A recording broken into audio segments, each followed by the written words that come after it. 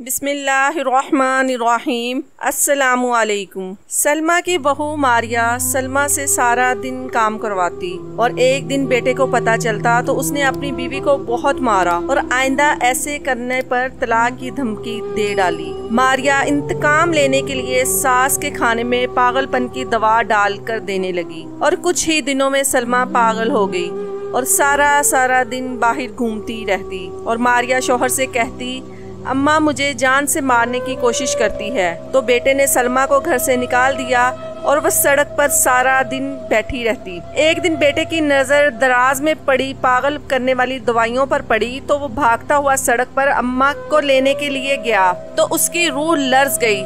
सामने वो सीधा सी सलमा अभी रात का खाना बनाकर किचन से बाहर निकली ही थी कि जब मारिया ने उसे पुकारा। कहने लगी, ए बुढ़िया, मैंने नहाना है, मेरे लिए पानी गर्म करो। सलमा ने ये सुनकर ठंडी आह भरी और दोबारा से किचन में चली गई और पानी गर्म करने लगी।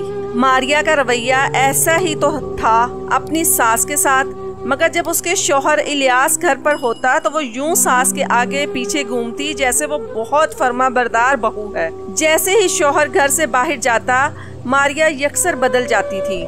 सलमा इसलिए भी कुछ नहीं कहती क्योंकि बहू बड़े घर से आई थी और बेटे का इतना काम न था, इसलिए आधे से ज्यादा खर्च बहू के मायके वाले ही उठा रहे थे और ये बात मारिया बहुत जताती थी। जैसे ही पानी गर्म हुआ सलमा ने नहाने वाली बाल्टी में पानी डाला और उठाकर वॉशरूम में रखने जा रही थी कि सामने से उसका पोता भागता हुआ आया और बाल्टी से टकरा गया। गरम गरम पानी के चंद छींटे उसके पोते के ऊपर गिरे थे और कुछ पानी छलक कर सलमा के हाथ पर गिरा था। जलन से तो वो भी बुलबुला उठी थी लेकिन जब्त कर गई। लेकिन पोता भां भां करके रोने लगा। बेटे की रोती आवाज सुनकर मारिया फौरन उसी किचन में आ गई और कहने लगी, दादी ने जला दिया, दादी ने मेरा हाथ जला दिया, मुझ पर गर्म पानी फेंक दिया।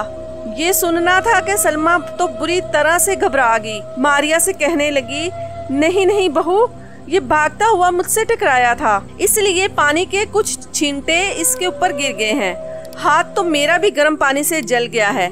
इससे पहले कि सलमा उसे अपना हाथ दिखाती मारिया ने सलमा का बाजू पकड़ के बुरी तरह से दबोच लिया और कहने लगी, तू चाहती ही यही है, मेरे बच्चे को मारना चाहती है। न जाने तुझे हमसे क्या बैर है, क्यों हमारे पीछे पड़ी है, न जाने कब मरेगी ये बुढ़िया और हमारी जान इससे छूटेगी। ये कहकर उसने बुरी तरह से सलमा को झटक दिया था और फिर बेटे को गोद में लेकर बाहर चली गई।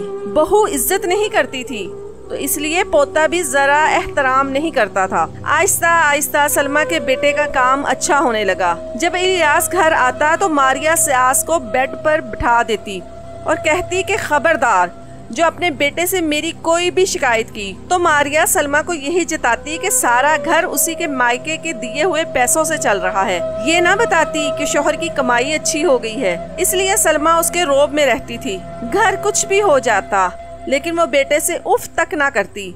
लेकिन आज उसे मारिया की बात का बड़ा दुख हुआ था। वो रोने लगी। दोपहर का खाना भी उसने नहीं खाया, रात को भी अपने कमरे में लेटी रही। सलमा के बेटे इलियास ने जब बीवी से पूछा कि अम्मा खाना क्यों नहीं खा रही तो वो कहने लगी, तो तुम्हारे आने से पहले ही तो खाया है, अभी दिल नहीं चाह रहा होगा। फिक्र न करो, मैं रात को गर्म दूध अम्मा को पिलाकर ही सोऊंगी। इलियास ने मोहब्बत से मारिया की तरफ देखा था। कहने लगा, मुझे खुशी है कि तुम मेरी माँ की कदर करती हो, उसकी खिदमत करती हो। मारिया ने अपनी कमर पर यूं हाथ रखा जैसे पूरा दिन काम कर करके थक गई हो। कहने लगी, कोई बात नहीं, वो मेरी भी तो माँ है, बस क्या करूँ, पूरा दिन काम कर करके मेरी कमर में दर्द रहने लगा है, फिर मैं तो अम्मा जी को बिस्तर से उठने ही नहीं देती। सलमा कमरे में आंसू बहाते हुए सारी झूठी बातें सुन रही थी जो मारिया उसके बेटे से कह रही थी, लेकिन चुप ही रहती थी। शौहर का इंतकाल हो चुका था, इसलिए बेटा ही सब कुछ था। जैसे ही इलियास सलमा के कमरे में आया तो सलमा ने उसे देखते ही अपनी आंखों में आने वाले आंसुओं को साफ किया, अपनी माँ के पास आकर बैठ गया। कहने लगा,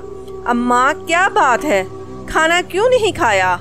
सलमा कहने लगी, बस बेटा, भूख नहीं लगी। उसने बेटे के चेहरे को अपने हाथ में लेकर प्यार किया तो इलियास की नजर माँ के जले हुए हाथ पर पड़ गई। कहने लगा, ये क्या हुआ अम्मा? वो माँ का जला हुआ हाथ देखकर परेशान हो गया तो सलमा फौरन घबरा गई। कहने लगी वो बस यूं ही बस अपने लिए चाय बना रही थी। सलमा की बात अभी मुंह में ही थी कि कमरे का दरवाजा खुला और मारिया दूध का गिलास लेकर अंदर दाखिल होगी। जब देखा कि इलियास ने माँ का जला हुआ हाथ पकड़ा रखा है, फौरन उसे तेज नजरों से उसने सलमा को देखा था। सलमा फौरन चुप हो गई। कहने लगी एक तो अम्मा जी को चैन नहीं है, जाने इनका ध्यान कहाँ होता है। चाय का कप मेरे हाथ से पकड़ते पकड़ते ही अपने हाथ पे गिरा ली। मैंने तो फौरन इनके दवाई लगा दी थी कि निशान न पड़ जाए, लेकिन देखो तो फिर से इन्होंने अपने हाथ से दवा उतार दी। फिर सलमा से कहने लगी अम्मा जी आप चाहती क्या हैं? मैंने शाम को आपको कहा था ना कि अगर जख्म से दवा उतारी तो फिर भर जाएगा। देखने वाले तो यही समझेंगे ना कि बहू ख्याल ही नहीं रखती। उसने दूध का गिलास सलमा के हाथ में थमाया और दराज खोलकर क्रीम निकाली और दोबारा से जख्म पर लगाने लगी। इलियास कहने लगा अम्मा जब आपको मारिया ने कहा था तो फिर आपने क्यों ख्याल नहीं रखा? सलमा क्या बताती कि दिन भर उस पर क्या बीतती है। कहने लगी हाँ बेटा, बहू तो मेरा बहुत ख्याल रखती है, बस मेरे ही हाथ से दवा उतर गई थी। लेकिन मारिया की चालबाजियां ज्यादा देर इलाज से पोशीदा नहीं रही। एक बार वो अचानक ही दिन के वक्त घर आ गया तो देखा कि माँ पुराने से कपड़े पहने किचन में बर्तन धो रही थी। मेन गेट की चाबी इलियास के पास ही थी। वो अंदर दाखिल हुआ तो उसे किचन में मारिया की चीखने चिल्लाने की आवाजें आ रही थी। वो जरा सा किचन के पास गया तो मारिया सास पर चिल्ला रही थी, कह रही थी अंधी हो, बर्तन धो रही हो, क्या बर्तन चिकनाई से भरे पड़े हैं? क्या गंदे बर्तनों में खिलाओगी हमें? फिर कहने लगी ध्यान किधर होता है तुम्हारा बुढ़िया, बर्तन धो रही हो तो साथ पड़ी हुई हांडी को भी देख लो, मुझे तो लग रहा है कि जल चुकी है। इलियास तो ये सब देखकर दंग सा रह गया था। मारिया का लहजा और अंदाज देखकर उसे अपनी समात पर यकीन नहीं हो रहा था।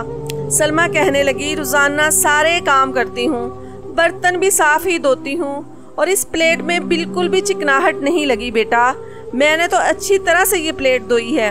ये कहकर वो हांडी में चमचा हिलाने लगी। मारिया कहने लगी मैं जानती हूँ ज्यादा मजलूम बनने की जरूरत नहीं है, और ये बताओ कि रात को इलियास को क्यों अपना जला हुआ हाथ दिखा रही थी? क्या साबित करना चाहती हो तुम? देख बुढ़िया, ये घर मेरे मायके के पैसों से चल रहा है, अगर तूने जरा भी इलियास के सामने कोई चिल्लाकी दिखाई तो फाके काटेगी। ये सुनना था कि इलियास के तलों पर लगी और सर पे जाके बुझी। अचानक से इलियास किचन में दाखिल हुआ। इलियास को अपने सामने गुस्से से बिफरा देखकर मारिया की तो जान निकल गई थी। इलियास गर्जदार लहजे से कहने लगा क्या कह रही हो तुम? तुम्हारे बाप भाई के पैसे से पल रहा हूँ मैं? उसने एक जोरदार थप्पड़ मारिया के मुंह पर दे मारा। ये देखकर तो सलमा भी परेशान हो गई थी। मारिया गुस्से से दोनों को देखने लगी। वो कहने लगा मेरी माँ की दुआएं मेरे साथ हैं, अल्लाह के करम से इस घर के सारे खर्चे मैं खुद ही उठा रहा हूँ। तुम्हारे बाप ने जो एहसान के नाम पर चंद लाख मुझे काम करने के लिए दिए थे वो भी मैं उतार चुका हूँ, और तुम मेरी माँ पर अपने मायके का एहसान जताने वाली होती कौन हो? यहीं खाती हो, यहीं पीती हो और इसी घर पर रह रही हो और इसी को बुढ़िया बोलती हो। ये कहकर इलियास ने उसकी चुटिया पकड़ी।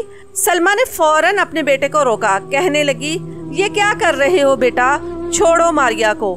वो कहने लगा अम्मा आप पीछे हट जाएं। इस औरत का जो रूप मैंने आज देखा है मेरा जी चाहता है कि इसे धक्के देकर निकाल दूं। इसकी हिम्मत कैसे हुई आपसे इस लहजे में बात करने की? मारिया कहने लगी जा रही हूँ मैं अपने मायके, अभी मेरे भाई आएंगे ना तो तुझे मजा चिखाएंगे और इस बुढ़िया को भी।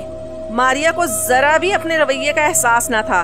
इलियास कहने लगा दफा हो जाओ यहाँ से, और खबरदार जो दोबारा यहाँ आने की कोशिश भी की। तो मारिया ने अपना बच्चा उठाया और मैके आ पहुंची। लेकिन भाई अपनी बहन के मिजाज से अच्छी तरह से वाकिफ थे। मारिया वहाँ पर मगरमच्छ के आंसू बहाने लगी ताकि भाइयों और बाप की हमदर्दी हासिल कर सके। लेकिन वो जानते थे कि मारिया किस कदर तेज मिजाज की औरत है। भाइयों ने तो साफ कह दिया कि खबरदार जो तूने ये सोचा कि तेरी गलत बात पर हम तुझे अपने घर की दहलीज पर बिठा रखेंगे। उसके वालिद ने भी यही कहा कि इलियास की माँ तो वैसे भी अल्लाह मियाँ की गायें हैं, कुछ नहीं कहती, तेरी सारी बदतमीजियाँ चुपचाप बर्दाश्त कर रही है। कोई और औरत होती तो तुझे नाको चने चबवा देती। मारिया के वालिद ने उसे ये बात कही और फिर उसे बाजू से पकड़कर दोबारा से ससुराल में ले आया। दरवाजा खटकाने पर दरवाजा इलियास ने खोला था। ससुर को और मारिया को देखकर कुछ हैरान सा भी हुआ था। मारिया के वालिद मारिया को घर के अंदर लेकर आ गया और सलमा के पैरों पर ले जाकर फेंक दिया। कहने लगा, माफी मांगो अपनी सास से, क्योंकि मैं जानता हूँ कि कसूरवार तुम हो। ये बात मत समझना कि मैं तुम्हारी गलत बात पर भी तुम्हें सच्चा कहूँगा। फिर सलमा से कहने लगा, बहन जी ये आपके हवाले है, जो चाहे इसके साथ सलूक करें, लेकिन मैं इसे अपने घर नहीं रखूंगा, ये इसी घर में रहेगी। मारिया ने जब ये देखा कि बाप भाई तो उसे बिल्कुल भी रखने को तैयार नहीं, तो उसने सबके सामने सलमा से हाथ जोड़कर माफी मांगी। कहने लगी कि वो आइंदा ऐसा नहीं करेगी। इलियास कहने लगा, अगर आइंदा तुमने ऐसा किया तो मैं तुम्हें खड़े खड़े तलाक दे दूंगा, फिर ना तुम मायके की रहोगी और ना ससुराल की। इसलिए आज के बाद मेरी माँ के साथ तमीज से रहना। मारिया खामोश तो होगी, लेकिन दिल में नफरत की आग सलमा के लिए और भी भड़क उठी। फिर सारे घर की जिम्मेदारी भी मारिया पर आ गई थी, क्योंकि अक्सर इलियास वक्त व बेवक्त घर ही आ जाता था, इसलिए वो सलमा से काम नहीं करवा सकती थी। उसे यही डर लगा रहता था कि अगर इलियास अचानक से घर आ गया और उसने अपनी माँ को काम करते देख लिया तो कहीं उसे तलाक ही ना दे दे। मारिया को काम करने की आदत बिल्कुल ना थी, वो तो सारा काम सलमा से करवाती थी, लेकिन अब जब खाना पकाती तो वो इतना बदमजा होता कि खाने के काबिल ना होता। इलियास उस पर चिल्लाने लगा था, उनके झगड़े होने लगे थे। एक बार मारिया की पड़ोसन उससे मिलने आई, जो कि मारिया की ही मिजाज की थी और मारिया की इससे अच्छी दोस्ती भी थी। जब उसने मारिया को घर का काम करते देखा तो पहले तो हैरान हुई, फिर जब मारिया ने रो रो कर सारी बात उसे बताई तो कहने लगी, तुम मेरे साथ चलो। मेरी एक दोस्त नर्स है जो कि मेंटल हॉस्पिटल में काम करती है, मैं तुम्हें उसके घर लेकर जाती हूँ। उसके पास ऐसी दवाएं हैं कि जिससे पागलपन के दौरे पड़ने लगते हैं। मारिया कहने लगी, मैं इन दवाओं का क्या करूंगी। मारिया की बात सुन के उसकी पड़ोसन कहने लगी, तुम तो बड़ी ही बोली हो, अरे अपनी सास के खाने में डाल कर देना, जब इसे पागलपन के दौरे पड़ेंगे ना तो इसे पागल खाने भिजवा देना, बस फिर तुम्हारी जिंदगी में अमन ही अमन हो जाएगा। मारिया पहले तो ये सुनकर घबरा गई, लेकिन फिर उसके बाद मान गई। अगले रोज उसने जैसे तैसे घर का काम जल्दी से निपटाया और अपनी सहेली के साथ उस नर्स के पास पहुंच गई। नर्स ने पूरे 5000 लिए थे मारिया से और उसे एक दवाई की शीशी थमा दी। कहने लगी कि इसके सिर्फ चंद कतरे ही तुम अपनी सास के खाने में डाल कर दे देना, इसका ज्यादा इस्तेमाल तुम्हारी सास को नुकसान पहुंचा सकता है, इससे दिमाग की रगें भी फट सकती हैं। मारिया के दिल में तो इंतकाम की आग पहले ही से जल रही थी, लेकिन वो ये भी जानती थी कि अगर उसकी किसी भी हरकत से सलमा की जान चलेगी तो इलियास उसी पर शक करेगा और फिर उसे छोड़ देगा। इसलिए उसने वो दवा ली और अपने पर्स में छुपा ली। घर जाते ही उसने दवा को लाकर दराज में रखा। उस दिन खाना बनाकर उसने दवा के चंद कतरे सलमा के खाने की प्लेट में डाल दिए। जैसे ही सलमा ने वो खाना खाया, उसके बाद ही सलमा के सर में दर्द शुरू हो गया, फिर उसे चक्कर आने लगे। उसका दिमाग यूं घूमने लगा जैसे पूरा कमरा ही घूम गया हो। वो कहने लगी, बहू ये कमरा क्यों घूम रहा है। ये सुनकर मारिया खुशी से फूले नहीं समा रही थी। कहने लगी, कहाँ घूम रहा है, आपको ही लग रहा होगा। इसके बाद ही इलियास घर में आ गया। वो इलियास से भी यही कहने लगी कि ये पूरा घर क्यों घूम रहा है। वो कहने लगा, अम्मा आपको क्या हो गया है, आप क्या कह रही हो। सलमा ने अपना सर दोनों हाथों में पकड़ लिया। कहने लगी, मैं सच कह रही हूँ, तुम मुझे चार चार नजर आ रहे हो, न जाने मुझे क्या हो गया है। इलियास कहने लगा, अम्मा आपको शायद नींद आ रही होगी, आपकी नींद पूरी नहीं होगी, इसलिए आपको आपके कमरे में छोड़ आता हूँ। लेकिन जैसे ही इलियास ने सलमा का हाथ पकड़ा, सलमा ने उससे मारना शुरू कर दिया। कहने लगी, पहले इस घूमते हुए घर को तो रोको, मुझे बहुत खौफ आ रहा है, मैं गिर जाऊंगी, ये घर पूरी तरह से घूम रहा है। ऐसे ही पागलों वाली बातें करने लगी। इलियास उसे प्यार से समझाने लगा, लेकिन वो उसे मारने लगती। कभी अपना सर पकड़ लेती, कभी अपने बाल नोचने लगती। उसे खुद भी नहीं पता था कि उसे क्या हो रहा है। 1 घंटा उसकी तबीयत बहुत बिगड़ी कि इलियास भी उसे संभाल नहीं पा रहा था।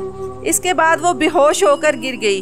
जब सुबह होश आई तो उसे कुछ भी याद नहीं था। इलियास के चेहरे पर नाखूनों के निशान थे जो सलमा ने बेअख्तियार ही उसको मार दिए थे। सुबह जब उसने इलियास के चेहरे पर निशान देखे तो कहने लगी, तुम्हें क्या हुआ है? कहने लगा, अम्मा आपको क्या हुआ था रात को? ये सुनकर सलमा उसे नाफहमी से देखने लगी। कहने लगी, मुझे तो कुछ नहीं हुआ था, मैं तो बिल्कुल ठीक थी। मारिया कहने लगी, तुम इन्हें किसी अच्छे डॉक्टर को दिखाओ, आखिर अम्मा को हुआ क्या है?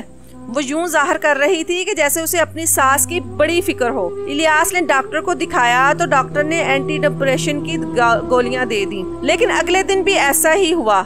खाना खाते ही वो पागलों की तरह बातें करने लगती, कभी घर की चीजों को तोड़ फोड़ करने लगती और मारिया चीखने चिल्लाते हुए कमरे में अपने बच्चे को लेकर बंद हो गई। जब इलियास घर में दाखिल हुआ तो पूरा घर उल्ट पुल्ट हो चुका था और सलमा बेहोश होकर जमीन पर गिरी पड़ी थी। वो तो परेशान हो गया। उसने फटाफट माँ को गोद में लिया और कमरे में लिटा दिया। मारिया का दरवाजा खटकाया तो वो रोते हुए दरवाजा खोल कर उसके साथ लग गई। चेहरे से बड़ी खौफजदा लग रही थी।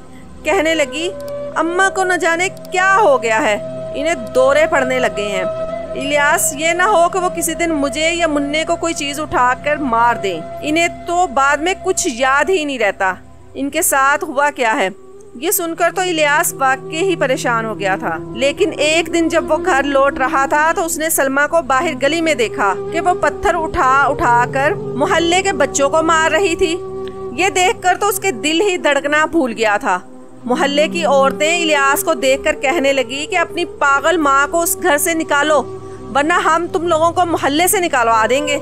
अरे ये हमारे बच्चों को जान से मार डालेगी। इलियास को समझ नहीं आ रही थी कि वो क्या करे। बहरहाल उसने आगे बढ़कर सलमा के हाथ से पत्थर छीनकर जमीन पर फेंका, लेकिन सलमा पर तो न जाने कौन सा जुनून सवार था। उसने इलियास को मारना शुरू कर दिया, उसके बाल खींचने लगी। मोहल्ले वाली खवातीन कहने लगी, ये तो तुम्हें भी मार रही है। पता नहीं सलमा के अंदर कैसे इतनी ताकत आ जाती है कि इलियास भी अपनी माँ को संभालने से कासिर हो जाता था। बमुश्किल ही वो सलमा को घर के अंदर लाया तो मारिया उसको देखकर खौफजदा होकर अपने कमरे में चली गई और अपने बच्चे को भी ले गई। अब तो पोता भी दादी के पास जाने से घबराने लगा था। इलियास ने अपनी माँ को घसीटते हुए उसके कमरे में बंद कर दिया और कमरा बाहर से लॉक कर दिया। मारिया रोने लगी, कहने लगी, इलियास इन्हें तुम पागल खाने में छोड़ दो। इलियास ये जरूर हमें मार डालेंगी, न जाने इन्हें क्या हो गया है। इलियास से माँ की हालत नहीं देखी जा रही थी। वो रोने लगा, कहने लगा, नहीं मैं अपनी माँ को पागल खाने में नहीं छोड़ सकता, मैं इसे अच्छे डॉक्टर को दिखाऊंगा। वो सलमा को एक साइकेट्रिस्ट के पास ले गया, लेकिन उसके सामने सलमा बिल्कुल एक नॉर्मल इंसान की तरह बातचीत कर रही थी। दौरा सलमा को उसी वक्त पड़ता था जब वो दवा मारिया उसके खाने में डाल कर देती थी। 4 घंटे बाद वो पागलपन के दौरे में रहती थी। इसके बाद बिल्कुल नॉर्मल हो जाती थी और उसे ये तक याद नहीं होता था कि उसने क्या क्या किया है। कई बार सलमा सोचने की भी कोशिश की लेकिन उसे कुछ भी याद नहीं रहता था। एक बार जब इलियास घर में आया तो सलमा अपने पोते का गला दबा रही थी और मार रही थी, उसको पीछे करने की कोशिश कर रही थी। ये देखकर तो इलियास के होश उड़ गए। उसका पोता यूं उठा के जैसे अभी दम तोड़ जाएगा। सलमा का जुनून तो दिन ब दिन बढ़ चुका था। इलियास ने बड़ी मुश्किल से अपने बेटे का गला उससे छुड़वाया और फिर गुस्से में आकर माँ को बहुत मारा और धक्के देकर घर से निकाल दिया। रात के 12 बजे वो घर से बाहर खड़ी घर का दरवाजा बजा रही थी, लेकिन इलियास ने कहा कि वो दरवाजा नहीं खोलेगा, चली जाएं यहाँ से। इलियास को उस वक्त अपने बेटे की परवाह थी जो खौफ से रोए जा रहा था। कहता, दादी मुझे मार डालेंगी। सलमा भी न जाने रोते रोते कहाँ चल पड़ी, लेकिन उसके बाद घर वापस नहीं आई, ना ही कहीं इलियास को नजर आई। सुबह इलियास को जब अपनी गलती का एहसास हुआ तो फिर घर से बाहर निकला। काफी देर अपनी माँ को ढूंढता रहा, लेकिन वो कहीं नजर ना आई। ये देखकर मारिया बड़ी खुश थी। उसकी तो जैसे लॉटरी निकल आई हो। पूरे घर में दनाती फिरती रहती थी। फिर जब इलियास आता तो कहने लगती कि उसे सलमा को ढूंढना चाहिए था, लेकिन दिल ही दिल में ये दुआ करती कि वो अपनी माँ को कभी भी ढूंढ ना पाए। इलियास रोजाना अपनी माँ को ढूंढता, लेकिन वो उसे कहीं भी नजर ना आई।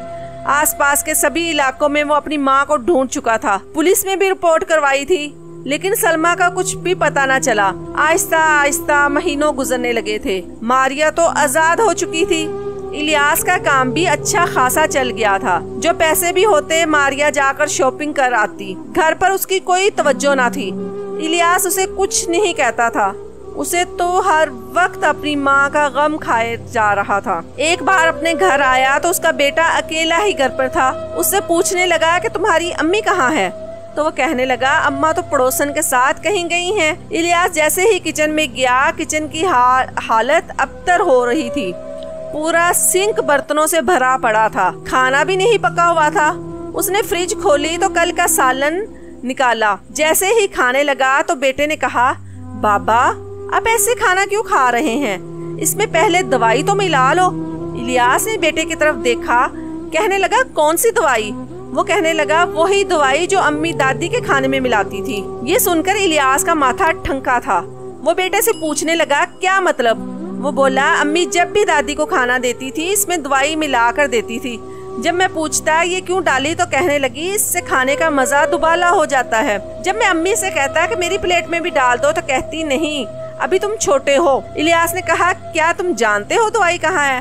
तो बेटा उसको हाथ पकड़कर माँ के कमरे में ले आया और एक दराज खोलकर वो शीशी उसके हाथ में थमा दी। जब इलियास ने दवाई के बारे में मोबाइल से तफसील पढ़ना शुरू की तो उसके होश उड़ गए। उस दवाई को खाते ही लोगों को पागलपन के दौरे पड़ने लगते थे। उसी वक्त मारिया भी घर में दाखिल होगी। जैसे ही अपने कमरे में आई तो इलियास को गुस्से में देखकर उसके हाथ में दवाई देकर वो हवास बाख्ता माँ को ढूंढने के लिए घर से निकल गया।